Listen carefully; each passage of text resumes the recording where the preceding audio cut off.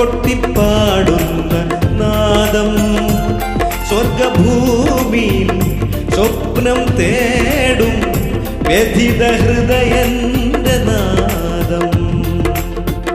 Arab മണ്ണിൽ അതിരഴാമണൽക്കാട്ടിൽ നന്മയുണർത്തുന്ന നാദം. Voice of Saudi Arabia, voice of Saudi Arabia.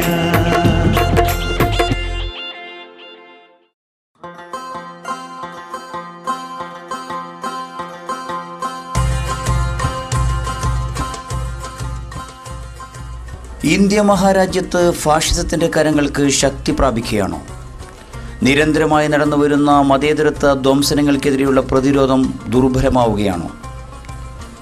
ലോകമെങ്ങും നടന്നുവരുന്ന മനുഷ്യത്വരഹിതമായ കൊള്ളരുതായ്മകൾക്കെതിരെ നിരന്തരം പ്രതികരിക്കുന്ന മലയാളി പോലും അന്തർമുഖനായി മാറിയിരിക്കുന്നു. ദാദ്രയിൽ പശുമാംസം കഴിച്ചുവെന്നാരോപിക്കപ്പെട്ട് നാട്ടുകാർ തല്ലിക്കൊന്ന അഖ്ലാഖ്, ഗുരുതരമായ പരിക്കേറ്റ് ആശുപത്രിയിൽ കഴിയുന്ന അദ്ദേഹത്തിൻ്റെ മകൻ ദാനിഷ്, AP അബുൽ കലാമിൻ്റെ പുസ്തക പ്രകാശന ചടങ്ങിൽ നിന്ന് ഏതോ ഒരു മണ്ടൻ സ്വാമിജിയുടെ കൽപ്പന പ്രകാരം പരിഭാഷകയായ സ്ത്രീയെ മാറ്റി നിർത്തിയ നടപടി, കർണാടകത്തിലെ പ്രമുഖ സാഹിത്യകാരനും കന്നഡ സർവകലാശാല മുൻ വൈസ് ചാൻസലറുമായ M. കൽബുർഗിയെ ഹിന്ദു തീവ്രവാദികൾ വെടിവെച്ചു കൊന്നു, മഹാരാഷ്ട്രയിൽ നരേന്ദ്ര ധാതോൽക്കർ, ഗോവിന്ദ ബൻസാരെ, UR അനന്തമൂർത്തി, ഇനി ഫാഷിസത്തിൻ്റെ അടുത്ത ലക്ഷ്യം KS ഭഗവാൻ ആണത്രേ. ഇങ്ങനെ മതേതരവാദികളായ മുഴുവൻ ഹിന്ദു സഹോദരങ്ങളെയും കൊന്നൊടുക്കി. ആരും പ്രതികരിക്കാനില്ലാത്ത തക്കം നോക്കി ഇന്ത്യയിലെ മതന്യൂനപക്ഷങ്ങളെ മുഴുവൻ വെടിവെച്ചു കൊല്ലുകയോ ആട്ടിപ്പായിക്കുകയോ ആവാമെന്ന ഫാഷിസ്റ്റ് തന്ത്രമാണ് BJP, RSS, ശിവസേന, സംഘ് പരിവാർ കൂട്ടുകെട്ട് രാജ്യത്ത് നടപ്പിലാക്കി വരുന്നത്. ഈ വിഷയത്തിൽ പ്രതികരിച്ചുകൊണ്ട് തങ്ങൾക്ക് ലഭിച്ച കേന്ദ്ര സർക്കാർ സാഹിത്യ പുരസ്കാരങ്ങളെല്ലാം തന്നെ തിരിച്ചു നൽകുവാൻ തയ്യാറായ സച്ചിദാനന്ദനെയും ശ്രീമതി സാറ ജോസഫിനെയും അഭിനന്ദിച്ചുകൊണ്ട് അവർക്കെല്ലാവിധ പിന്തുണയും വാഗ്ദാനം ചെയ്തുകൊണ്ടും Almadina present, city flower, voice of Saudi Arabia എന്നിവിടെ ആരംഭിക്കുന്നു. എല്ലാ ശ്രോതാക്കൾക്കും വോയിസ് ഓഫ് സൗദി അറേബ്യയിലേക്ക് സ്വാഗതം. City flower department stores, Riyadh, Dammam, Hafar Batin, ഹെയ്, Buraidah, Jubail, Manama, Bahrain. City flower hypermarket, മലീല plaza, Batha, Riyadh. City flower, you wish it, we have it. Nightmate mattress, best quality medical beds and ceramic closets, lower prices, delivery at your doorstep, all over Kerala, payments on delivery. Nightmate mattress, authorized dealer, Hanin Trading, Kerala. Contacts 00966 5039 50539. Voice of Saudi Arabia.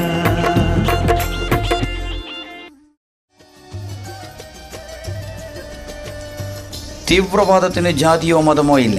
ഭീകരവാദവും തീവ്രവാദവും മുഖമില്ലാത്തവൻ്റെ, മനുഷ്യത്വമില്ലാത്തവൻ്റെ കൂടപ്പിറപ്പുകളാണ്. ഏതെങ്കിലും ജാതിയുടെയോ മതത്തിൻ്റെയോ പേരിൽ തീവ്രവാദത്തെ തുന്നിച്ചേർക്കുന്നത് അതാത് മതവിശ്വാസികളോട് ചെയ്യുന്ന ഏറ്റവും വലിയ ക്രൂരതയാവും.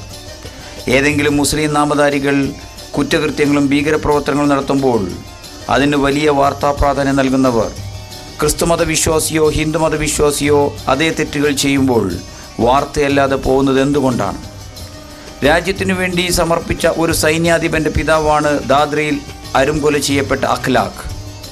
എന്നിട്ടും മലയാളത്തിൽ ഒറ്റപ്പെട്ട ചില മാധ്യമങ്ങൾ ഒഴികെ ഈ വിഷയത്തിൽ പ്രതികരിച്ചു കണ്ടില്ല. ഇടതുപക്ഷം ഒഴികെ വലതുപക്ഷ രാഷ്ട്രീയവും ചില മതസംഘടനകളും എല്ലാം തന്നെ അർത്ഥഗർഭമായ മൗനം തുടരുകയാണ്. തങ്ങളുടെ ഭൗതിക താൽപ്പര്യങ്ങൾക്ക് മേൽ മണ്ണ് പറ്റാതിരിക്കുവോളവും ഒരു വിഷയത്തിലും പ്രതികരിക്കേണ്ടതില്ല എന്ന അനങ്ങാപ്പാറ നയമാണ് ഈ ബുദ്ധിജീവികൾ സ്വീകരിച്ചിരിക്കുന്ന നിലപാടുകൾ. ലോകത്താകമാനം നടന്ന ഭീകരപ്രവർത്തനങ്ങളിൽ ഏറ്റവും കൂടുതൽ പങ്കാളികളായത് മുസ്ലിങ്ങളല്ല, മറ്റ് പലരുമായിരുന്നുവെന്നും ചരിത്രത്തിൻ്റെ പിൻബലത്താൽ ഇവിടെ തെളിയിക്കുകയാണ്. ബ്രാൻഡ് സോൺ പ്രസൻസ്, ഇസ്ലാം മാനവികത എന്ന വിഷയത്തിൽ പ്രമുഖ മതപണ്ഡിതനും വാഗ്മിയുമായ മായിൻകുട്ടി മേത്തർ ഇന്ന് നമ്മോട് സംവദിക്കുന്നതും ഇതേ വിഷയം തന്നെയാണ്. കേൾക്കുക. ബ്രാൻഡ് സോൺ പ്രസൻസ്, ഇസ്ലാം മാനവികത. അസ്സലാമു അലൈക്കും. ഒട്ടുമിക്കവർക്കും അറിയാവുന്നൊരു തമാശ കഥയുണ്ട്. കണ്ണുകൾ പരിശോധിച്ച് കണ്ണട വെച്ചാൽ വായിക്കാൻ പറ്റുമെന്ന കണ്ണട ഡോക്ടറുടെ ഉപദേശം കേട്ട് കണ്ണ് പരിശോധിക്കാൻ ചെന്ന ഒരാളുടെ കഥയാണിത്. കണ്ണടയില്ലാതെ ആ ബോർഡിൽ എഴുതിയിരിക്കുന്നത് വായിക്കൂ ഡോക്ടർ ആവശ്യപ്പെട്ടു. കണ്ണടയില്ലാതെ വായിക്കാൻ പറ്റുമെങ്കിൽ ഡോക്ടറെ കാണുമോ? കാണില്ലല്ലോ അയാളുടെ മറുപടി.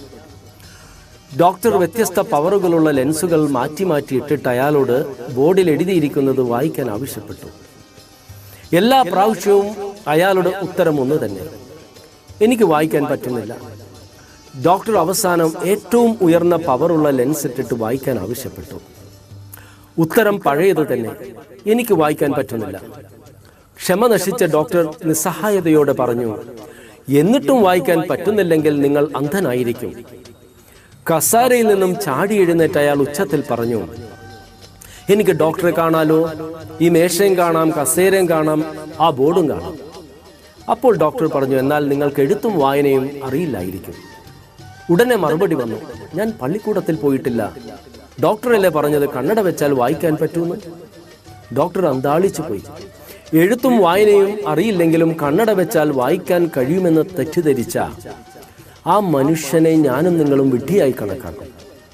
അതുപോലെ തന്നെയാണ് അള്ളാഹുവും പ്രവാചകനും കൽപ്പിച്ചതൊന്നും ചെയ്യാതെ ഖുർആനിലും ഹദീസുകളിലും എന്താണ് ഉണർത്തിയിരിക്കുന്നത് എന്നതിനെ സംബന്ധിച്ച് ഒരു അറിവുമില്ലാതെ അവ ഗ്രഹിക്കാൻ ശ്രമിക്കാതെ ഔലിയാക്കളെന്നും ആത്മീയ നേതാക്കളെന്നും ഉസ്താക്കളെന്നും മഹാന്മാരെന്നും ജനങ്ങളെ തെറ്റിദ്ധരിപ്പിച്ച് നടക്കുന്ന ചൂഷകരെ സമീപിക്കുന്നവരുടെയും അവസ്ഥ. മുസ്ലിം മാതാപിതാക്കൾക്ക് ജനിച്ചതുകൊണ്ടോ മുസ്ലിം പേര് തൻ്റെ മാതാപിതാക്കൾ തനിക്ക് നൽകിയത് കൊണ്ട് മാത്രമോ ഒരാൾക്കും പരലോക വിജയം കരസ്ഥമാക്കാൻ കഴിയില്ല. മറിച്ച് അള്ളാഹുവിൻ്റെ കൽപ്പനകളും നബി സല്ലല്ലാഹു അലൈഹി വസല്ലമയുടെ നിർദ്ദേശങ്ങളും നാം ജീവിതത്തിൽ പകർത്തേണ്ടിയിരിക്കുന്നു. വിശ്വാസവും സൽക്കർമ്മങ്ങളും അവനവൻ തന്നെയാണ് പ്രവർത്തിക്കേണ്ടത്. അല്ലാതെ അള്ളാഹും അവന്റെ ദൂതനും കൽപ്പിച്ചതൊന്നും ചെയ്യാതെ ഔലിയാക്കളെയും പുരോഹിതരെയും കബറുകളെയും ഉസ്താക്കന്മാരെയും എല്ലാം സമീപിച്ചാൽ മതിയെന്ന് വിശ്വസിക്കുന്നവർ എഴുത്തും വായനയും അറിയാതെ കണ്ണു ഡോക്ടറെ കണ്ട് കണ്ണട വെച്ചാൽ വായിക്കാൻ കഴിയുമെന്ന് കരുതുന്നവനെ പോലെയാണ്. നബി സല്ലല്ലാഹു അലൈഹി വസല്ലമക്ക് ഏറെ പ്രിയങ്കരിയായിരുന്നു മകൾ ഫാത്തിമ റളിയല്ലാഹു അൻഹ. ഫാത്തിമത്തു ഖിത്അത്ത് കബദി, ഫാത്തിമ എൻ്റെ കരളിൻ്റെ കഷ്ണമാണെന്ന് പറയാറുള്ള നബി സല്ലല്ലാഹു അലൈഹി വസല്ലമ മകളെ ഒരിക്കൽ ഓർമ്മപ്പെടുത്തി, യാ ഫാത്തിമത്ത ബിന്ത മുഹമ്മദിൻ അൻഖിദി നഫ്സകി മിനൻ നാരി. മുഹമ്മദിന്റെ മകൾ ഫാത്തിമ, നരകത്തിൽ നിന്നും നിന്റെ ശരീരത്തെ നീ തന്നെ കാത്തുകൊള്ളുക എന്നാണ് പ്രവാചകൻ പറഞ്ഞത്. മകൾ ഫാത്തിമയ്ക്ക് സ്വർഗം വേണമെങ്കിൽ അള്ളാഹുവിന്റെ കൽപ്പനകൾ പിൻപറ്റുക, അല്ലാതെ മുഹമ്മദിന്റെ മകളാണെന്ന അവകാശം കൊണ്ടൊരു കാര്യവുമില്ലെന്നാണ് പ്രവാചകൻ മകളെ ഓർമ്മപ്പെടുത്തിയത്. പ്രവാചകൻ സ്വയം അവകാശപ്പെടാത്ത കഴിവാണ് പല ഉസ്താക്കന്മാരും പുരോഹിതന്മാരും അവകാശപ്പെടുന്നത്. വിശുദ്ധ ഖുർആൻ 39-ാം അധ്യായത്തിലെ 36-ാം വചനത്തിൽ ഉണർത്തുന്നു, അലൈസല്ലാഹു ബികാഫിൻ അബദഹു, ഞാൻ പോരെ എൻ്റെ ദാസന്. അപ്പോൾ അള്ളാഹു നമ്മളെ സഹായിക്കാനുണ്ടെങ്കിൽ പിന്നെ എന്തിനാണ് ഇടനിലക്കാരെ തേടി പോകുന്നത്?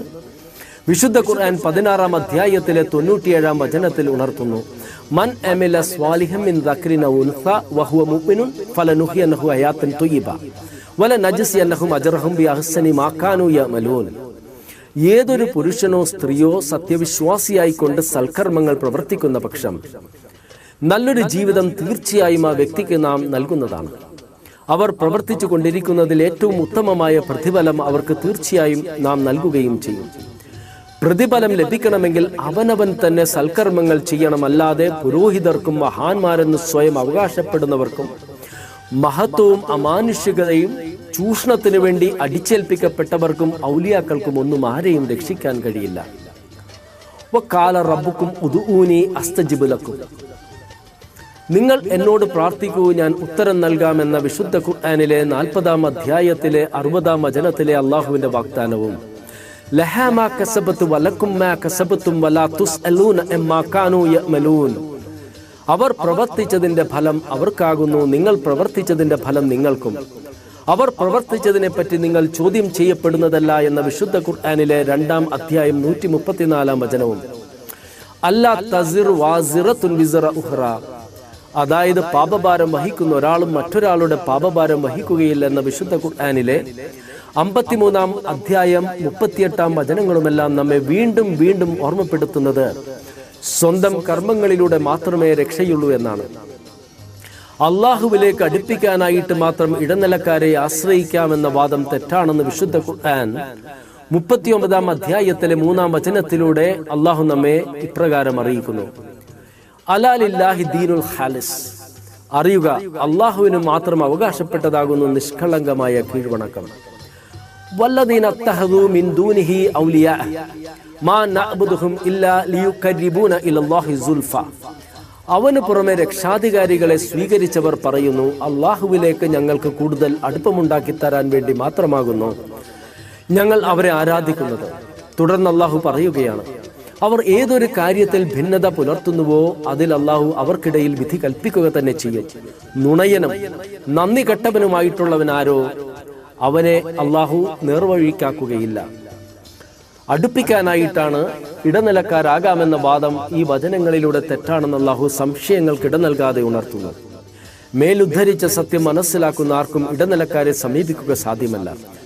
എന്നെയും ഞാൻ കഴിവ് കൊടുത്തവരെയും നിങ്ങൾ ആരാധിക്കുക എന്നല്ല, മറിച്ച് എന്നെയല്ലാതെ മറ്റാരെയും ആരാധിക്കരുതെന്നാണ് അള്ളാഹു കൽപ്പിച്ചതെന്ന സത്യം അറിയുന്ന ആർക്കും അള്ളാഹുവിന് പുറമെ മറ്റുള്ളവരോട് പ്രാർത്ഥിക്കുവാൻ കഴിയുകയില്ല.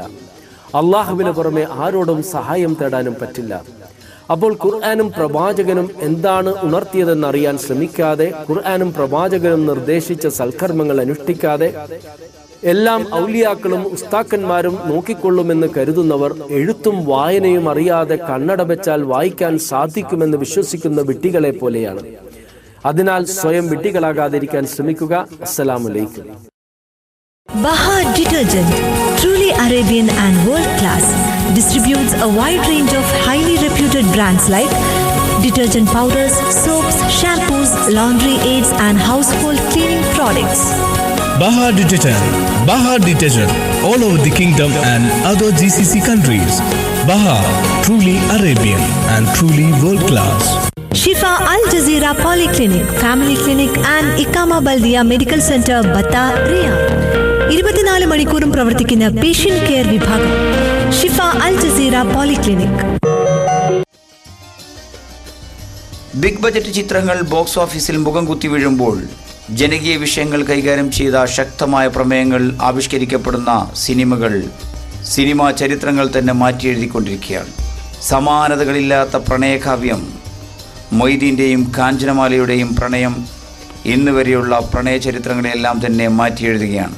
സിറ്റി ഫ്ലവർ പ്രസൻസ് കവർ സ്റ്റോറിയിൽ ഇന്ന് നാം പറയാൻ പോകുന്നത് ഈ ഡോക്യുമെൻ്ററിയെ കുറിച്ച് തന്നെയാണ്. ജലം കൊണ്ട് മുറിവേറ്റവൾ, ഡയറക്റ്റഡ് ബൈ RS വിമൽ.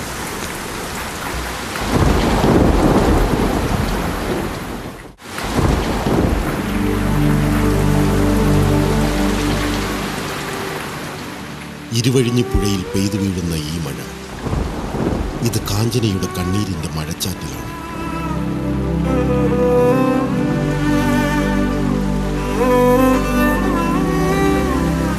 കൽപ്പാന്തകാലത്തോളം ഇരുവഴിഞ്ഞിക്ക് ഈ മഴ നനഞ്ഞേ മതിയാകും. കാരണം ആ നിയോഗം കാഞ്ചന കാലത്തെ ഏൽപ്പിച്ചു കഴിഞ്ഞിരിക്കുന്നു.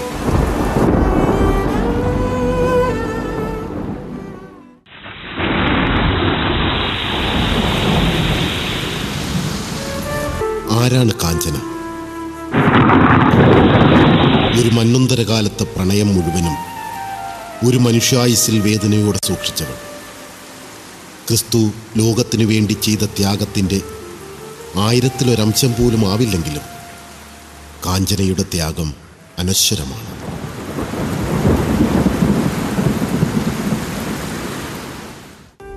കാലം 5 പതിറ്റാണ്ടുകൾക്ക് മുമ്പ്. മൊയ്തീനെ ഞാൻ ചെറുപ്പത്തിലെ അറിയുന്നതാണ്. എൻ്റെ അച്ഛൻ്റെ സുഹൃത്തിൻ്റെ മകനാണ്.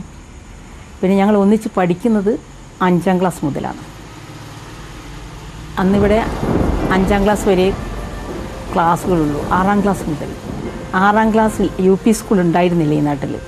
അങ്ങനെ അച്ഛനൊരു UP സ്കൂൾ ഉണ്ടാക്കിയ സമയത്ത് അവിടെ ഞാനും മൊയ്തീനും എൻ്റെ നേരെ മൂത്ത ചേച്ചിയും ഒക്കെ ഒരേ ക്ലാസ്സിലാണ് ചെന്ന് ചേർന്നത്. അങ്ങനെ 3 കൊല്ലം ഒരു സാധാരണ സൗഹൃദം എന്നല്ലാതെ അതിൻ്റെ അപ്പുറത്തേക്കൊരു ബന്ധവും ഉണ്ടായിരുന്നില്ല. പിന്നെ ഞാൻ ഇവിടെ അന്ന് ESLC ആണ്, ഗവൺമെൻറ് പരീക്ഷയാണ്, 8ാം ക്ലാസ്. ESLC പരീക്ഷയ്ക്ക് ഞാൻ പാസ്സായി. മൊയ്തീനും എൻ്റെ ചേച്ചിയും തോൽക്കുകയാണ് ഉണ്ടായത്. അപ്പോൾ എനിക്ക് പിന്നെ പഠിക്കണമെങ്കിൽ പ്രോവിഡൻസ് ബോർഡിംഗ് ഹൗസിൽ പോകണം. എൻ്റെ മൂത്ത ചേച്ചി ബോർഡിംഗ് ഹൗസിലാണുള്ളത്. അങ്ങനെ എന്നെ പ്രോൺസ് കോൺവെൻറ്റിലെ ബോർഡിംഗ് ഹൗസിലാക്കി. എൻ്റെ ചേച്ചി അവിടെ തന്നെ തുടർന്ന് അന്ന് ഇവിടെ ഹൈസ്കൂൾ വന്നിട്ടില്ല. മൊയ്തീനെ ഇവിടെ ഒറ്റെങ്കിലും അവൻ ഇവിടെ പഠിക്കാൻ കൂട്ടാക്കിയിട്ടുണ്ടാവില്ല. കോഴിക്കോട് ഗണപത് സ്കൂളിൽ ചേർത്തി. കോഴിക്കോടിനടുത്ത് മുക്കം എന്ന ഗ്രാമം. ഈ ഗ്രാമത്തിലെ പ്രതാപികളായ 2 കുടുംബങ്ങൾ, കൊറ്റങ്ങൽ അച്യുതനും ഉള്ളാട്ടിൽ ഉണ്ണിമോയിൻ സാഹിബും. ഇരുവരും സുഹൃത്തുക്കളുമായിരുന്നു. 2 പിതാക്കന്മാരുടെ സൗഹൃദത്തിൻ്റെ നടവഴിക്കപ്പുറത്ത് ആരുമറിയാതെ ഒരു പ്രണയം പൂവിട്ടിരുന്നു. ഉണ്ണിമൊയ്ൻ സാഹിബിൻ്റെ മകൻ BP മൊയ്തീനും കൊറ്റങ്ങൽ അച്യുതൻ്റെ 6ാമത്തെ മകൾ കാഞ്ചനയും തമ്മിൽ പ്രണയം. അതെ, അതായിരുന്നു കാഞ്ചനയുടെ തീരാ കണ്ണീരിൻ്റെ സാക്ഷി. ഒരു ഡിസംബർ വെക്കേഷൻ കഴിഞ്ഞിട്ട് എന്നെ വീട്ടിൽ നിന്ന് എൻ്റെ ബ്രദർ സ്കൂളിലേക്ക് കൊണ്ടുപോവുകയാണ്. അന്ന് കൊണ്ടുപോകുമ്പോൾ സാധാരണ ബസ്സിലൊന്നും കയറ്റി കൊണ്ടുപോകില്ല. കുറച്ചൊരു യാഥാസ്ഥിതികരാണ്. പെൺകുട്ടികൾ മുതിർന്നു കഴിഞ്ഞാൽ പിന്നെ അവരെ അന്ന് കാറിൽ കയറ്റിയിട്ടൊക്കെയാണ് കൊണ്ടുപോവുക. കോഴിക്കോട്ടേക്ക് ഞങ്ങൾക്ക് ബസ് പോകാനൊന്നും അന്ന് അധികാരം ഉണ്ടായിരുന്നില്ല. ആ ദിവസം അച്ഛൻ്റെ കാറ് ചീത്തയായത് കാരണം ഞങ്ങൾ ബസ്സിലാണ് പോയത്.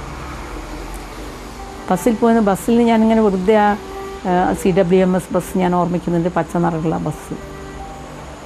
ആ ബസ്സിൻ്റെ മിററിൽ 2 കണ്ണ് വളരെ കാര്യമായിട്ട് എന്നെ നോക്കുന്ന ഒരു ചാര നിറത്തില്ല വെള്ളാരം കണ്ണ് എന്ന് പറയുന്നതിനേക്കാളും അതൊരു ബ്രൗണിഷ് ഐസാണ്.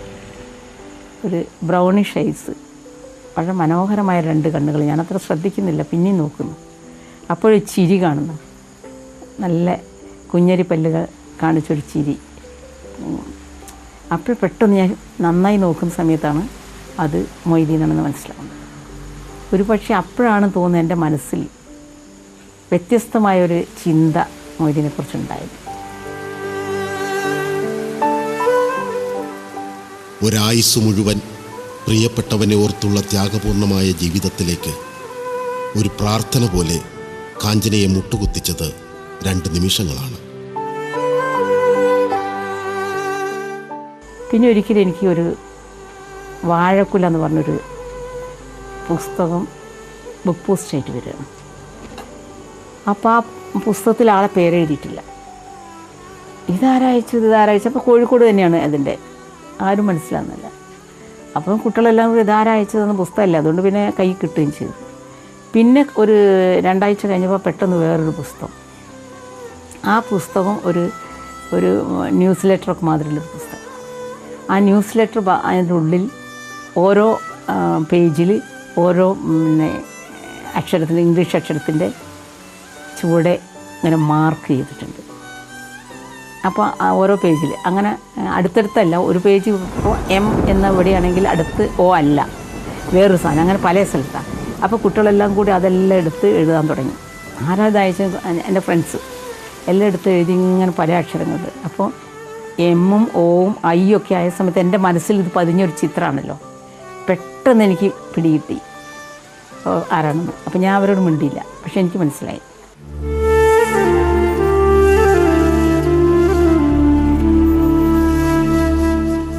പ്രണയത്തിന് പ്രണയം തന്നെ പകരം വെച്ചവരാണ് മൊയ്തീനും കാഞ്ചനയും. യാഥാസ്ഥിതികരായ 2 കുടുംബത്തിലെ ഒരാണും പെണ്ണും. അവർ പ്രേമിക്കുന്നു. മഹാഭാവത്തിൻ്റെ അസുരവിത്തുകൾ. ആ കാലം അന്ന് അങ്ങനെയാണ് വ്യാഖ്യാനിക്കുന്നത്. പഴയ കാലഘട്ടത്തിൽ ഒരു പെൺകുട്ടിയൊന്ന് വഴി തെറ്റിയാൽ വലിയൊരു വിപ്ലവമാകുമല്ലോ. വളരെ ചീത്ത കാര്യമായിട്ടാണ് അന്ന് ലോകം കാണുന്നത്. അപ്പോൾ മറ്റൊരു മതത്തിലുള്ളൊരു ചെറുപ്പക്കാരനുമായി സ്നേഹിച്ച് എന്നൊക്കെ പറഞ്ഞാൽ ഒരു വലിയ തെറ്റാണ്. സമൂഹത്തിന് മുമ്പിൽ അതൊരു വലിയ തെറ്റാണ്. ഇന്നും നമ്മുടെ കുടുംബമൊന്നും അത് അംഗീകരിക്കുന്ന ഒരവസ്ഥയിലല്ല.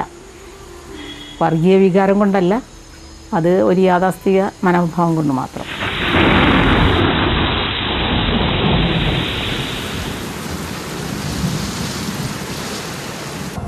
എതിർപ്പുകളുടെ മഴ പെയ്തിറങ്ങിയപ്പോൾ വെല്ലുവിളിയോടെ അവരത് നനഞ്ഞു. 25 വർഷമാണ് കാഞ്ചനയ്ക്ക് നഷ്ടപ്പെട്ടത്. പിന്നെ ഞങ്ങൾക്ക് ഒന്നിക്കാൻ കഴിഞ്ഞിട്ടില്ല എന്നൊരു സത്യമാണ്. ഒന്നിക്കാൻ വേണ്ടി പലവട്ടം ഞങ്ങൾ ശ്രമിച്ചതാണ്. ഓരോ പ്രാവശ്യവും അത് തകർന്നു പോയി. ഓരോ കാരണങ്ങൾ വന്ന് അങ്ങനെ തകർന്നു പോകണ്ടേ. പിന്നെ വെയിറ്റ് ചെയ്യാൻ എപ്പോഴും ഞാൻ പറയുകയും ചെയ്യും. കാരണം എൻ്റെ സിസ്റ്റേഴ്സിനൊക്കെ അന്ന് ഞാനൊരു മുസ്ലിമിൻ്റെ കൂടെ ഓടിപ്പോയാൽ എൻ്റെ സിസ്റ്റേഴ്സ്, കുറേ സിസ്റ്റേഴ്സില്ല, അവരുടെ കല്യാണങ്ങളൊന്നും നടക്കില്ല ആ കാലഘട്ടത്തിൽ. ആ ഒരു വേദന മനസ്സിൽ നന്നായി ഉണ്ടായിരുന്നു. അങ്ങനെ അവരൊക്കെ രക്ഷപ്പെട്ടെ എന്നുള്ള ഒരു കാത്തിരിപ്പ് പിന്നീട് തുടർന്ന് അവസാനം ഒരിക്കലും കൂടിച്ചേരാത്ത വിധം ഞങ്ങൾ പിരിഞ്ഞു. മനുഷ്യായുസിലെ 1/4 നൂറ്റാണ്ട് ഹൃദയം കൊണ്ട് തേങ്ങിക്കരഞ്ഞു തീർത്തു കാഞ്ചന.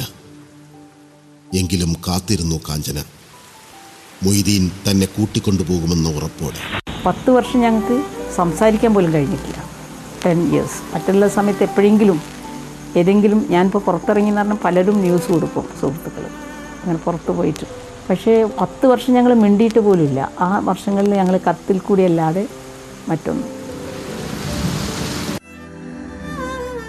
പ്രേമം, പ്രേമിച്ച അസുരവിത്തിനെ കൊന്നുകളയണം. അവൻ ഇരുവഴിഞ്ഞി പുഴയിൽ പൊങ്ങുതടി പോലെ ഒഴുകണം. വെറുതെയാണെങ്കിലും ഉണ്ണിമൊയ്യീൻ സാഹിബിൻ്റെ ആത്മകഥം അറം പറ്റുകയായിരുന്നു. ഒരിക്കൽ ഇരുതല മൂർച്ചയുള്ള കത്തി കൊണ്ട് സാഹിബ് മകനെ കുത്തിവീഴ്ത്തി. മകൻ ഒരു സ്ത്രീ ആയിട്ട് സംസാരിക്കുമ്പോൾ അത് പല കാര്യങ്ങളും സംസാരിക്കാമല്ലോ. ലോകത്തെ എന്തെല്ലാം കാര്യങ്ങൾ സംസാരിക്കേണ്ടത്, അത് ഒരു ഭാഗം മാത്രമല്ല, പല കാര്യങ്ങളും സംസാരിക്കണം. അതെന്തോ കാര്യങ്ങൾ ചിലപ്പോൾ കാഞ്ചനത്തിയെ പറ്റിയിട്ടേക്കും പറയുന്നത്. കാഞ്ചനത്തിനെ പറ്റിയാണോ, കാഞ്ചനത്തിൻ്റെ ജ്യേഷ്ഠത്തി അവിടെ സ്കൂൾ ടീച്ചറാണ്, ഹൈസ്കൂളിൽ. അതിനുശേഷമൊക്കെ വന്ന് അങ്ങനെ ഓരോ ബന്ധങ്ങളുണ്ട്. ടീച്ചർ അവിടെ കാഞ്ചനത്തിൻ്റെ അനിയത്തിമാരവിടെ പഠിക്കുന്നുണ്ട്, അല്ലെങ്കിൽ ജ്യേഷ്ഠത്തി അവിടെ പഠിക്കുന്നുണ്ട്, കാലഘട്ടമൊക്കെ ഉണ്ട്. അപ്പോൾ എന്തോ ചോദിക്കാൻ വേണ്ടി കാഞ്ചനത്തിനെ പറ്റി ചിലപ്പോൾ കാഞ്ചനത്തിന് ജ്യേഷ്ഠത്തിയോട് ചോദിക്കാനായിട്ട് വേണ്ടി പറഞ്ഞേൽപ്പിച്ച കാര്യം പറയുമ്പോൾ പിതാവ് നടന്നു വരുന്നത്. അപ്പോൾ വീട്ടിൽ നിന്ന് ഒരു 100 മീറ്റർ നടന്നില്ല. അപ്പോൾ ഇവർ രണ്ടാളും, ഈ ടീച്ചറും ജ്യേഷ്ഠനും സംസാരിക്കുമ്പം എൻ്റെ പിതാവിന് തോന്നി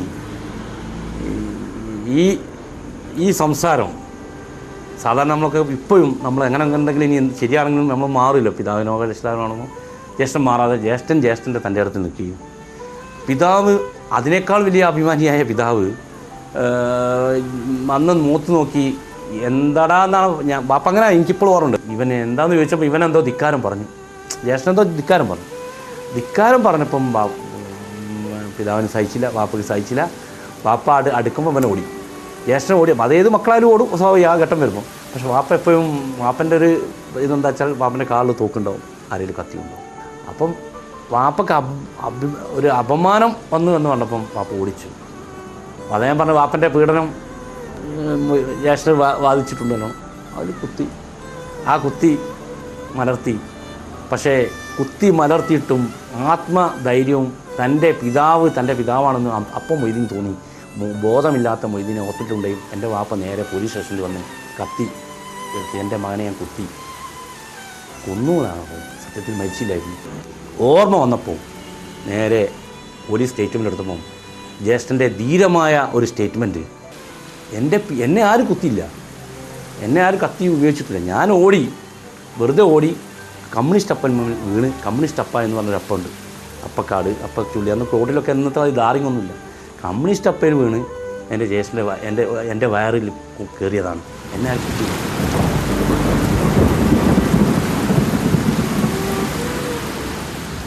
മഴ അതെന്നും കാഞ്ചനയുടെ ജീവിതത്തിനൊപ്പം തന്നെ ഉണ്ടായിരുന്നു. 1982 ജൂലൈ 15 ഒരു മഴക്കാലം. ഇരുവഴിഞ്ഞിപ്പുഴ കര കവിഞ്ഞൊഴുകി. മതയക്ഷിയെപ്പോലെ ഇരുവഴിഞ്ഞി മഴയെ പ്രാപിക്കുകയായിരുന്നു. തെയ്യത്തും കടവിൽ ഒരു ദുരന്തത്തിനാണ് ആ തോണി കാത്തുകിടന്നതെന്ന് ആരും കരുതിയില്ല. പ്രഭാതം ആയപ്പോഴേക്ക് പുഴ നിറഞ്ഞൊഴുകയാണ്. അന്നാണ് തെയ്യത്തങ്കടുവിൽ നിന്ന് അവർ തോണിക്ക് ചേന്നമംഗലൂരിലേക്ക് പുറപ്പെടുന്നു. ഈ തോണിയിൽ ഏകദേശം 15 ആൾക്കോ കയറാനുള്ള സൗകര്യമുണ്ടായിരുന്നു എന്നാണ് മനസ്സിലാക്കാൻ കഴിഞ്ഞത്. പക്ഷേ അതിൽ ഏകദേശം 10-30 പേരോളം കയറി.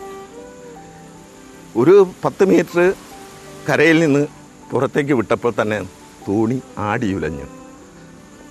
അതോടുകൂടി തോണി മറിഞ്ഞു.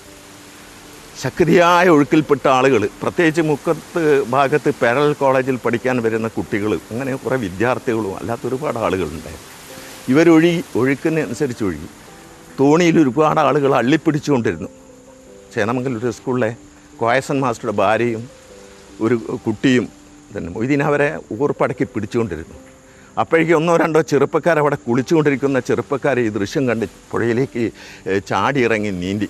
മൊയ്തീൻ തോണിയിൽ അള്ളിപ്പിടിച്ച് ഓരോരുത്തരും ഇവരെ കൈകളിൽ ഏൽപ്പിച്ചുകൊണ്ടേയിരുന്നു.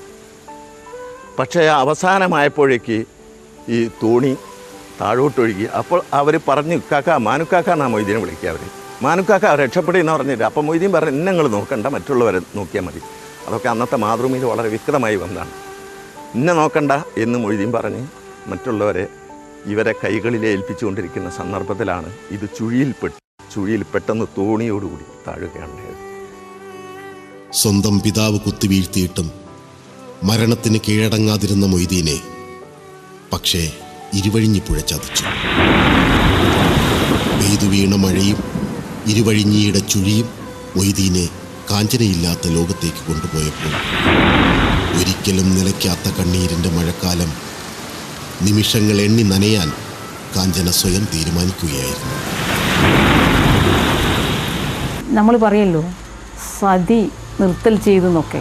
സത്യത്തിൽ കുട്ടികളെ തീയിലിടുന്നതിൽ നമുക്ക് നിർത്തൽ ചെയ്യേണ്ടി. പക്ഷെ ഒരു സ്ത്രീ തന്നെ അത്രയും സ്നേഹിക്കുന്ന തൻ്റെ ഭർത്താവിൻ്റെയോ തൻ്റെ പ്രിയപ്പെട്ടവൻ്റെയോ ചിതയിൽ ചാടി മരിച്ചു പോകുമെന്ന് തന്നെയാണ് ഞാൻ വിശ്വസിക്കുന്നത്. കാരണം അന്നൊരു ചിതി ഉണ്ടായിരുന്നെങ്കിൽ തീർച്ചയായിട്ടും ആ ചിതയിൽ ഞാൻ ചാടുമായിരുന്നു. കാരണം അതാണ് ഒരു മനസ്സിൻ്റെ വ്യഥ. ചരിത്രം ഇന്നുവരെ രേഖപ്പെടുത്തിയിട്ടില്ലാത്ത മനോഹരമായ ഒരു പ്രണയകാവ്യം എന്ന് സ്വന്തം മൊയ്തീൻ എന്ന ചലച്ചിത്രത്തിലേക്കും ലോക മലയാളികൾക്ക് മുന്നിൽ ചിത്രീകരിക്കപ്പെടുന്നു. ജലം കൊണ്ട് മുറിവേറ്റവൾ എന്ന 2006 പുറത്തിറങ്ങിയ RS വിമലിൻ്റെ ഈ ഡോക്യുമെൻ്ററി നമുക്ക് നൽകുന്ന തിരിച്ചറിവുകൾ എന്തൊക്കെയാണ് എന്ന് സ്വന്തം മൊയ്തീൻ എന്ന ചിത്രത്തെക്കുറിച്ചും മൊയ്തീൻ്റെയും കാഞ്ചനയുടെയും മനുഷ്യര പ്രണയത്തെക്കുറിച്ചുമെല്ലാം തന്നെ ഫ്രണ്ട്സ് ക്രിയേഷൻ സംഘടിപ്പിക്കുന്ന റിവ്യൂ 2015 പങ്കെടുക്കാൻ താല്പര്യമുള്ളവർ ബന്ധപ്പെടുക 00966509460972 ഈ വരുന്ന വ്യാഴാഴ്ച വൈകിട്ട് 8 മണിക്ക്. Voice of Saudi Arabia. Voice of Saudi Arabia. Almadina presence city flower voice of Saudi Arabia. Sara's news media അവതരിപ്പിക്കുന്ന സൗദി വാർത്തകൾ ബ്രീഫ്. മുളകുപൊടി, കാശ്മീരി മുളകുപൊടി, ഇത് തമ്മിലുള്ള വ്യത്യാസം എന്താ? മഞ്ഞൾപ്പൊടിയിൽ കുർക്കുമിന്റെ അളവ് എത്രയാ അറിയില്ലല്ലേ? ഇതൊക്കെ നമുക്കും അറിയാവുന്നതേ ഉള്ളൂ. കറിപ്പൊടികളുടെ ഗുണമേന്മ നിർണ്ണയിക്കുന്ന നിറം, രുചിക്ക് വേണ്ട വോളറ്റൈൽ ഓയിൽ, ഫ്ലേവറിന് വേണ്ട നോൺ വോളറ്റൈൽ ഓയിൽ തുടങ്ങി ഇന്ത്യ ഗവൺമെന്റ് ആഡ് മാർക്കിനായി നിഷ്കർഷിക്കുന്ന എല്ലാ ഗുണമേന്മ മാനദണ്ഡങ്ങളും പാക്കറ്റിൽ രേഖപ്പെടുത്തിയിട്ടുള്ള ഒരേ ഒരു കറി പൗഡറാണ് സാറാസ്. കലർപ്പില്ലാത്ത കറിക്കൂട്ടുകൾക്ക് മാത്രമേ ഈ മാനദണ്ഡങ്ങൾ പാലിക്കാൻ പറ്റൂ. സാറാസ്. കലർപ്പില്ലാത്ത കൈപുണ്യം. ഒരു അന്ന ഗ്രൂപ്പ് ഉൽപ്പന്നം. Al-Labir Medical Group, Riyadh, Dammam, Jeddah, Makkah and Medina strives for perfection, excellence and values in healthcare. Al-Labir Medical Group, large regional healthcare SVS provider in GCC countries. Click on home appliances, kitchen appliances, lighting devices, entertainment products. Click on electronics and home appliances. Click on make it yours. V1 Shopping Center, Dammam, Toyota. Something unique, always fresh, thousands of collections. Most welcome to V1 Shopping Summer Festival. കൈ നിറയെ സമ്മാനങ്ങൾ. V1 Shopping Center, Dammam, Toyota. നമസ്കാരം. Voice of Kerala 1152 AM, voice of Saudi അറേബ്യയിൽ വാർത്തകളും വിശേഷങ്ങളുമായി Sara's presence news media. ഞാൻ Lincy baby. ആദ്യം പ്രധാന വാർത്തകൾ. മിന ദുരന്തത്തിൽ പരിക്കേറ്റ മുഴുവൻ തീർത്ഥാടകരെയും തിരിച്ചറിഞ്ഞതായി ആരോഗ്യവകുപ്പ്. ആഭ്യന്തര ഹജ്ജ് തീർത്ഥാടകർക്ക് നടപ്പാക്കിയ ഇ ട്രാക്ക് വിജയമെന്ന് ഹജ്ജ് മന്ത്രാലയം. ക്ലോക്ക് നിർമ്മിച്ച് അറസ്റ്റിലായ അമേരിക്കൻ വിദ്യാർത്ഥി ഉംറ നിർവഹിക്കുന്നതിന് സൗദിയിലെത്തി. ബുറൈദ ഇന്റർനാഷണൽ ഇന്ത്യൻ സ്കൂളിൽ വർദ്ധിപ്പിച്ച ഫീസിൽ ഇളവ് വരുത്താൻ തീരുമാനം. വാർത്തകൾ വിശദമായി. മിന ദുരന്തത്തിൽ പരിക്കേറ്റ മുഴുവൻ ഹജ്ജ് തീർത്ഥാടകരെയും തിരിച്ചറിഞ്ഞതായി ആരോഗ്യവകുപ്പ് അറിയിച്ചു. പരിക്കേറ്റവരിൽ 100 പേർ ഒഴികെയുള്ളവരെല്ലാം ആശുപത്രികൾ വിട്ടു. മക്ക, ജിദ്ദ, തായിഫ് എന്നിവിടങ്ങളിലെ വിവിധ ആശുപത്രികളിൽ 100 ഹാജിമാരാണ് ഇപ്പോൾ ചികിത്സയിൽ തുടരുന്നതെന്ന് മക്ക പ്രവിശ്യ ആരോഗ്യവകുപ്പ് director doctor Mustafa bin Jameel Baljool പറഞ്ഞു. ദുരന്തത്തിൽ മരണപ്പെട്ടവരിൽ തിരിച്ചറിയാത്തവരെ കണ്ടെത്തുന്നതിന് DNA പരിശോധന നടത്തുന്നുണ്ട്. ആഭ്യന്തര ഹജ്ജ് തീർത്ഥാടകർക്ക് ഈ വർഷം നടപ്പാക്കിയ ഇ-ട്രാക്ക് പദ്ധതിയിലൂടെ ഉദ്ദേശിച്ച ലക്ഷ്യങ്ങൾ സാക്ഷാത്കരിക്കാൻ സാധിച്ചതായി മന്ത്രി ഡോക്ടർ ബന്ദർ ഹജാർ പറഞ്ഞു. ആഭ്യന്തര ഹജ്ജ് സർവീസ് കമ്പനി ഉടമകളുമായി കൂടിക്കാഴ്ച നടത്തി സംസാരിക്കുകയായിരുന്നു മന്ത്രി. ലൈസൻസ് ഇല്ലാത്ത വ്യാജ ഹജ്ജ് സർവീസ് സ്ഥാപനങ്ങളുടെ എണ്ണം ഗണ്യമായി കുറയ്ക്കാനും അമിത നിരക്ക് ഈടാക്കുന്ന പ്രവണത ഇല്ലാതാക്കാനും കഴിഞ്ഞതായി മന്ത്രി പറഞ്ഞു. ഡിജിറ്റൽ ക്ലോക്ക് നിർമ്മിച്ച് വൈദഗ്ധ്യം തെളിയിച്ച അമേരിക്കയിൽ അറസ്റ്റിലായ വിദ്യാർത്ഥി അഹമ്മദ് മുഹമ്മദ് അൽ ഹസൻ മാതാപിതാക്കളോടൊപ്പം ഉംറ നിർവഹിക്കുന്നതിന് സൗദിയിലെത്തി. ഇന്നലെ പുലർച്ചെയാണ് സുഡാനി കുടുംബം ജിദ്ദ കിങ് അബ്ദുൽ അസീസ് അന്താരാഷ്ട്ര വിമാനത്താവളത്തിലെത്തിയത്. ജിദ്ദ വിമാനത്താവളത്തിലെത്തിയ അഹമ്മദ് അൽ ഹസനെയും കുടുംബാംഗങ്ങളെയും റോയൽ പ്രോട്ടോകോൾ പ്രതിനിധിയും മുതിർന്ന ഉദ്യോഗസ്ഥരും ചേർന്ന് സ്വീകരിച്ചു.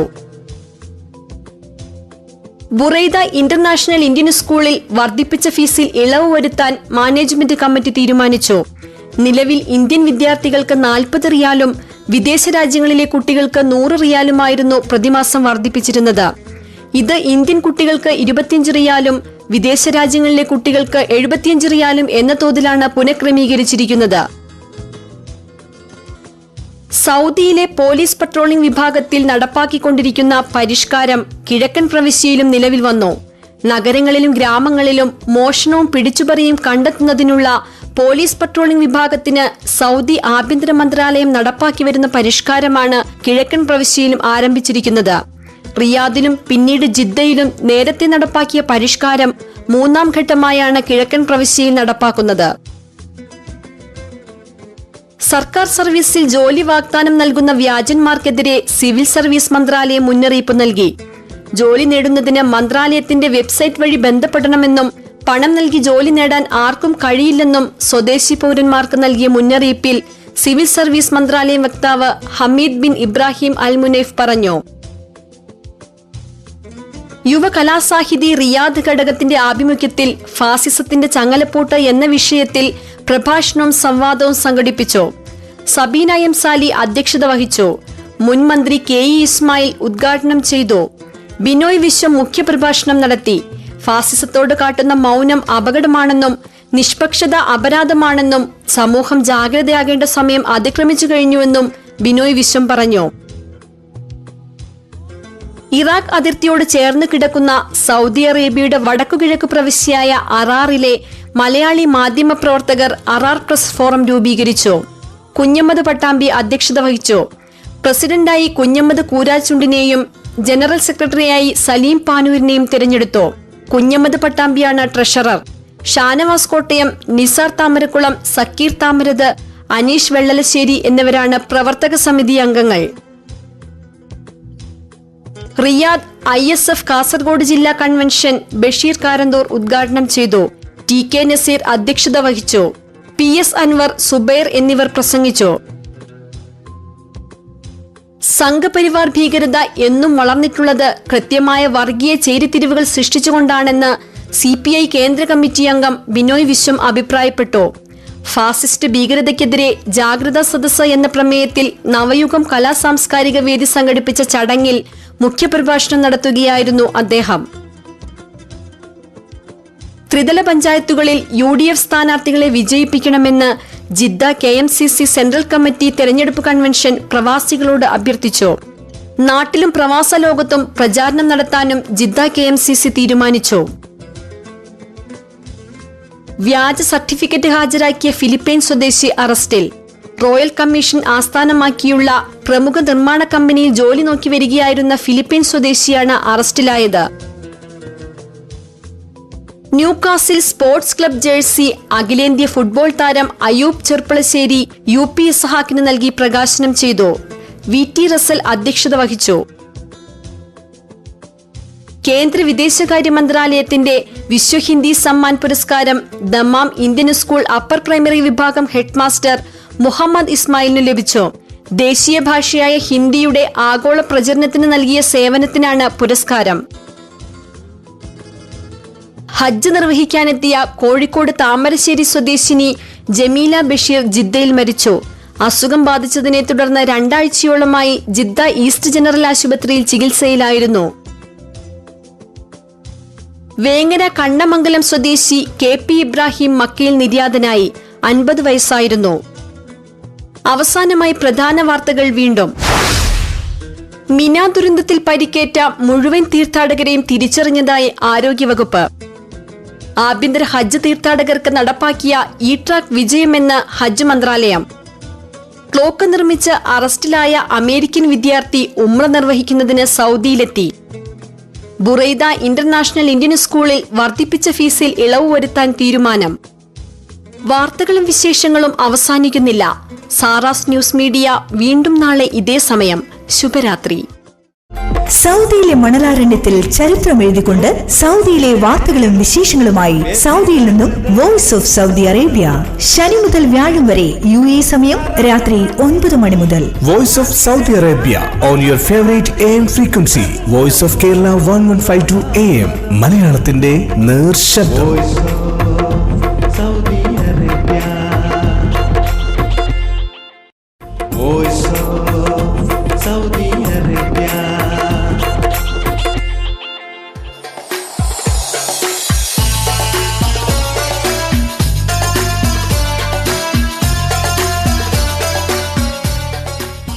സഫ മക്ക പ്രസൻസ് മഴത്തുള്ളിക്കിലുക്കം പരിപാടിയിൽ ഇന്ന് നമ്മുടെ അതിഥിയായി കടന്നു വരുന്നത് പ്രവാസ ലോകത്തും കേരളക്കരയിലും ഏറെ പ്രശസ്തിയായ യുവഗായിക ഹിബ അബ്ദുസ്സലാം.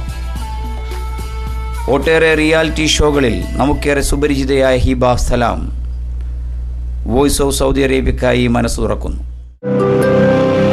ആതുര സേവന രംഗത്തെ പ്രശസ്തരായ ഡോക്ടർമാരുടെ സേവനവുമായി ഒരു അത്യാധുനിക ആതുരാലയം. Safa Makkah polyclinic and medical diagnostic centre, Batha Riyadh, Hara Riyadh. Safa Makkah, the satisfaction of complete health care. Nesto hypermarket, supermarket and department stores. Margab Batha, Garmiya mall Aziziya, Al Hasa street, Malaz, Riyadh. Port gate complex, Dammam.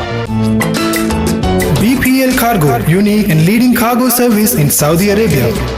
Head office, King South Street, Dammam. Door-to-door logistics, air and sea freight. Expert packing with insurance coverage. All of the Gulf and Asian countries.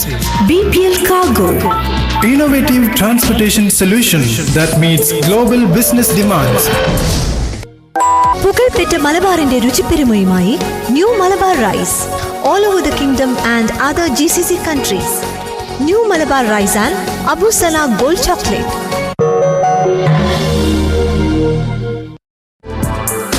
Software solutions for your business management. TechM Square Software Solution, Riyadh, Saudi Arabia. Our services: custom technology development, software application development, web hosting, domain register and SEO services, web content and application development, mobile application development, networking and server configuration. നിങ്ങളുടെ സ്ഥാപനം ഏതുമാവട്ടെ, നിങ്ങളുടെ ആവശ്യങ്ങൾ ഞങ്ങൾക്ക് എഴുതുക. Please visit our website www.techmsquare.com. Mobile 00966 5325 4144. Techm square software solution, Riyadh. Head office techno park, Kerala. Safa Makkah മഴത്തുള്ളിക്കിലുക്കത്തിൻ്റെ പുതിയൊരു അധ്യായത്തിലേക്ക് എല്ലാ ശ്രോതാക്കളെയും പതിവ് പോലെ ഇന്ന് ഞാൻ സ്വാഗതം ചെയ്യുകയാണ്. ഇന്ന് നമ്മുടെ അതിഥിയായി നമ്മോടൊപ്പം എത്തിയിരിക്കുന്നത് വളരെ ചെറുപ്രായത്തിൽ തന്നെ സംഗീതരംഗത്ത് തൻ്റേതായ ഒരിടം കണ്ടെത്തുകയും അതോടൊപ്പം റിയാദിലെ കുടുംബ സദസ്സുകൾക്ക് ഏറെ സുപരിചിതയുമായ ഹിബ അബ്ദുസലാമാണ് നമ്മുടെ അതിഥിയായി എത്തിയിരിക്കുന്നത്. നമുക്ക് ഹിബയെ സഫമക്ക മഴത്തുള്ളിക്കിലുക്കത്തിലേക്ക് സ്വാഗതം ചെയ്യാം. ഹലോ ഹിബ. ഹായ്. എന്തൊക്കെയാണ് വിശേഷങ്ങൾ? നല്ല വിശേഷങ്ങൾ. ഹിബ റിയാദിൽ തന്നെയുണ്ടോ അതല്ല നാട്ടിലാണോ? ഇപ്പോൾ നാട്ടിലാണ്. കാരണം +2 കഴിഞ്ഞിട്ട് ഞാൻ നാട്ടിൽ പോയി ചേർന്നിരിക്കുകയാണ്. അത് കാരണം റിയാദിൽ പലപ്പോഴും റിന്യൂവലിന്റെ സമയമൊക്കെ വരുമ്പോൾ വന്നു പോകുന്നു മാത്രം. അതെ. റിയാദിൽ ഇപ്പോൾ ആരാ ഉള്ളത്? ഇവിടെ ഇപ്പോൾ ഡാഡി ഇവിടെയാണല്ലോ വർക്ക് ചെയ്യുന്നത്. അപ്പോൾ ഡാഡി മാത്രമേ ഉള്ളൂ. ബാക്കി എല്ലാവരും ഇപ്പോൾ നാട്ടില് സെറ്റിലായി. കുടുംബം സമേതം ഇവിടെയായിരുന്നു ഇപ്പ അല്ലേ? അതെ, കുടുംബസമേതം ഇവിടെയായിരുന്നു. ആരൊക്കെയാണ് കുടുംബത്തിൽ ഇവിടെ ഉള്ളത്? ആദ്യം ഞങ്ങൾ ജിദ്ദയിലായിരുന്നു ഉണ്ടായിരുന്നത്. ഞങ്ങളുടെ ഫാമിലിയിൽ 6 മെമ്പേഴ്സാണ്. അപ്പോൾ മൂത്ത ഇത്തയ്ക്ക് ഹയർ സ്റ്റഡീസിന് വേണ്ടിയിട്ട് ആ സമയത്താണ് ഞങ്ങൾ നാട്ടിലേക്ക് പോയത്. അതിനുശേഷം പിന്നീട് അവരൊക്കെ സെറ്റിലായി, അവരുടെ ഹയർ സ്റ്റഡീസിൻ്റെ ഓൾമോസ്റ്റ് സെറ്റിലായതിനു ശേഷം പിന്നെ ചെറിയ ആൾക്കാർ, ഞാനും എൻ്റെ അനിയനും ഉണ്ട്, ഞങ്ങൾ രണ്ടാളും ഇങ്ങോട്ട് വരികയാണ് ഉണ്ടായത്. എത്ര കാലമായി സംഗീത രംഗത്തേക്ക് വന്നിട്ട്? സംഗീതരംഗം നമ്മൾ ചെറുപ്പം മുതലേ പാട്ട് കേട്ട് വളർന്ന കുട്ടികളാണ്. കാരണം എൻ്റെ മൂത്ത 2 സിസ്റ്റേഴ്സും പാടും. മാത്രമല്ല ഡാഡി മമ്മിയും കോളേജിലും അവർ പഠിക്കുന്ന കാലത്തൊക്കെ പാട്ടുകാരായിരുന്നു, കലാകാരന്മാരായിരുന്നു. അപ്പോൾ ആ കലയാണ് ഞങ്ങൾക്ക് കിട്ടിയിരിക്കുന്നതെന്നാണ് വിശ്വാസം. അപ്പോൾ അവർ പാടുന്നത് കേട്ട് വളർന്നതല്ലേ, അത് കാരണം ചെറുപ്പം തൊട്ടേ സംഗീതം ഉണ്ടായിരുന്നു എന്ന് വിചാരിക്കുന്നു. പിന്നെ രംഗത്തേക്ക് ശരിക്കൊരു കുറച്ച് സീരിയസ്നെസ്സോട് കൂടി ഈ രംഗത്തേക്ക് വരുന്നത് റിയാദിൽ വന്നതിന് ശേഷം ഒരു 9th സ്റ്റാൻഡേർഡിലൊക്കെയാണ്.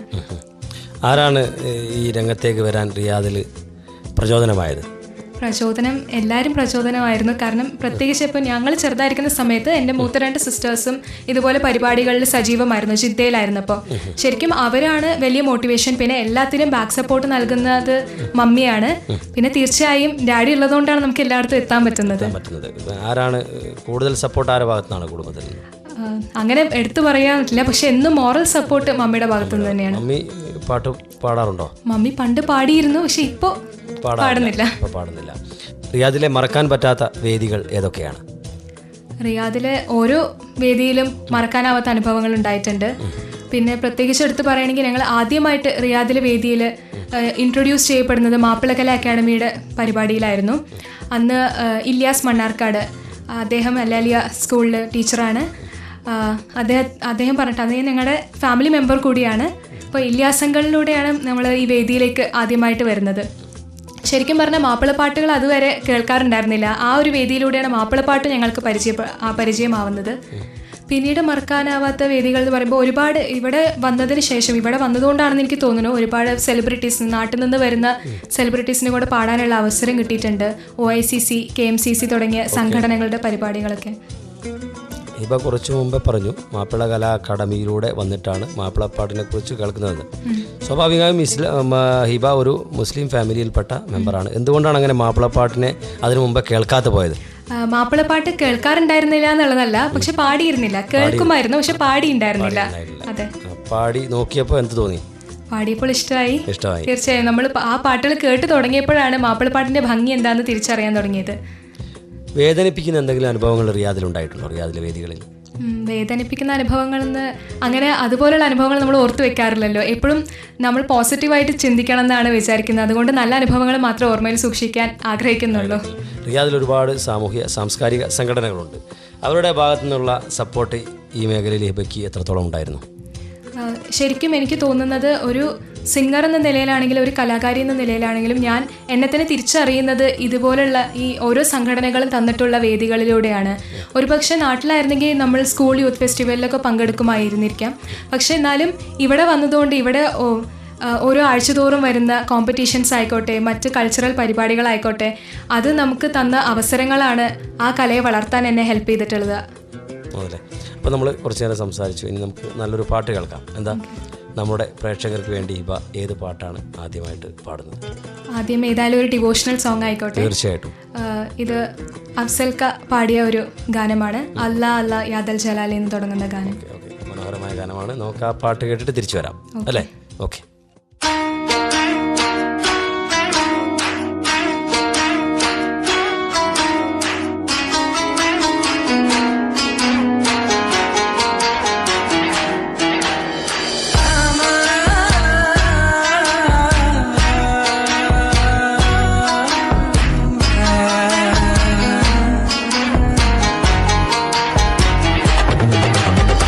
Allah, Allah, ya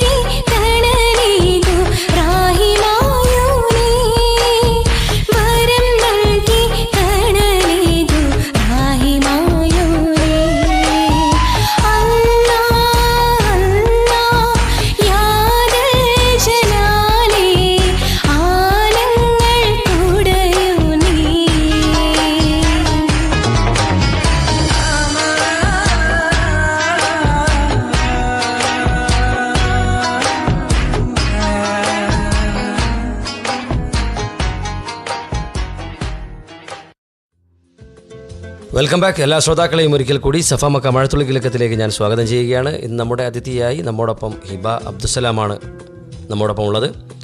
Hiba, വളരെ മനോഹരമായ പാട്ടായിരുന്നു അല്ലേ? നമ്മളെ പ്രേക്ഷകരെല്ലാം വളരെ ആസ്വദിച്ചു എന്ന് നമുക്ക് കരുതാം. ഹിബ സംഗീതം പഠിച്ചിട്ടുണ്ടോ? പഠിച്ചുകൊണ്ടിരിക്കുന്നു. റിയാദിൽ നിന്ന് ഉള്ള സമയത്താണോ പഠിച്ചത്, അതല്ല ഇപ്പം പഠിക്കുകയാണോ, എന്താണ്? അല്ല, ഞാൻ നാട്ടിൽ പോയിരുന്ന സമയത്താണ് എനിക്കൊരു ഗുരുവിന്റെ കീഴിൽ പഠിക്കാനുള്ള അവസരം ഉണ്ടായത്. മാങ്കുറിശി അരവിന്ദാക്ഷൻ സാറിന്റെ അടുത്താണ് ശാസ്ത്രീയ സംഗീതം പഠിച്ചിട്ടുള്ളത്. പിന്നീട് ഇവിടെ റിയാദിൽ വന്ന് ചേർന്നപ്പോൾ ഒന്ന് ഡിസ്കണ്ടിന്യൂ ചെയ്യേണ്ടി വന്നു. പിന്നെ വെക്കേഷനിൽ പോകുമ്പോഴൊക്കെ സാറിൻ്റെ അടുത്ത് ക്ലാസ്സിന് പോവാറുണ്ടായിരുന്നു.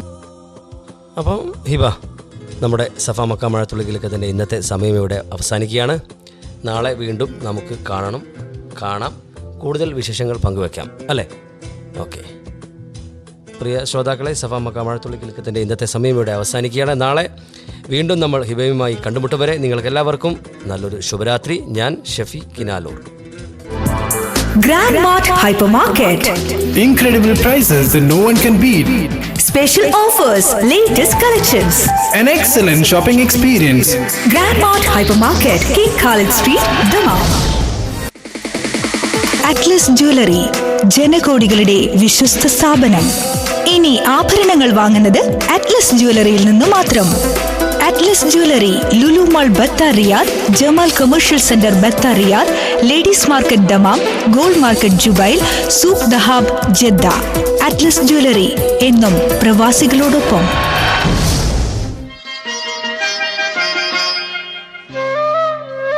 വിണ്ണുറവന്നു തലോടുമ്പോ കടശിലയലിയുകയായിരുന്നോ, വിണ്ണുറവന്നു തലോടുമ്പോ കടശിലയലിയുകയായിരുന്നോ, ഭൂമീൻ തേടിയ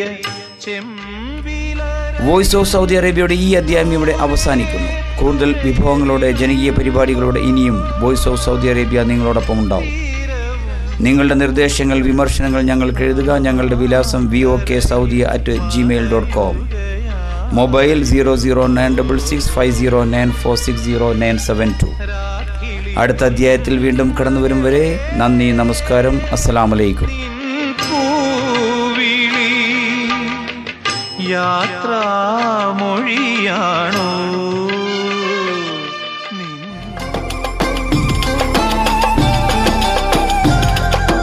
കാഫിലക്കൂട്ടങ്ങൾ, മുസാഫിറുകൾ ദഫ് കൊട്ടിപ്പാടുന്ന നാദം, സ്വർഗഭൂമിയിൽ സ്വപ്നം തേടും വ്യഥിത ഹൃദയന്റെ നാദം. അറബ് മണ്ണിൽ അതിരഴാമണൽ കാട്ടിൽ നന്മയുണർത്തുന്ന നാദം. Voice of Saudi Arabia, voice